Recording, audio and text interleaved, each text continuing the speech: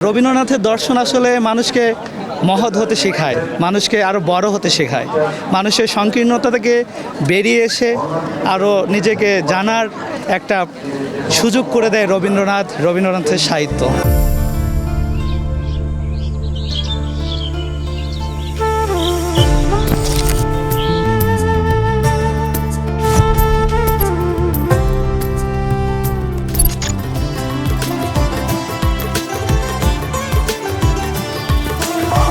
চর্চার জন্য যিনি নোবেল পুরস্কার পেয়েছেন সেই মহান ব্যক্তিত্বের আজকে আমাদের ধন্যবাদ।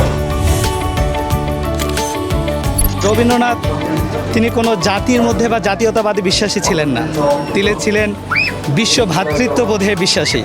তিনি চেয়েছিলেন এই মানুষের মধ্যে যে হিন্দু, মুসলমান, খ্রিস্টান বা বিভিন্ন জাত সম্প্রদায় রয়েছে এর ঊর্ধ্বে গিয়ে তিনি বিশ্ব ভ্রাতৃত্বের কথা বলেছেন। তিনি বলেছেন যে বিশ্বে দুটি জাত থাকবে, একটি হচ্ছে নারী, একটি হচ্ছে পুরুষ। এই মানুষ জাতির কথাই বলেছেন রবীন্দ্রনাথ। তো রবীন্দ্রনাথের দর্শন আসলে মানুষকে মহৎ হতে শেখায়, মানুষকে আরও বড় হতে শেখায়, মানুষের সংকীর্ণতা থেকে বেরিয়ে এসে আরও নিজেকে জানার একটা সুযোগ করে দেয় রবীন্দ্রনাথের সাহিত্য মানুষের মূল্যবোধ এবং নৈতিকতা বা মানবিক যে দিকগুলো সেগুলোকে তৈরি করতে সাহায্য করে। মানুষ জন্মগ্রহণ করলেই কিন্তু মানুষ হয়ে উঠতে পারে না।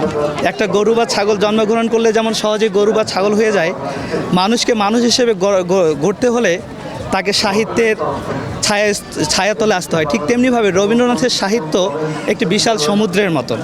এখানে আপনি সব কিছুই পাবেন, নিজেকে জানতে পারবেন, নিজের সাথে সমাজকে মিলিয়ে দেখতে পারবেন। তো আমি মনে করি মানুষ যদি সর্বাত্মকভাবে নিজেকে মানুষভাবে গ্রহণ করতে পারে বা নিজেকে তৈরি করতে পারে, তাহলে তাকে অবশ্যই রবীন্দ্রের ছায়াতলে আসতে হবে।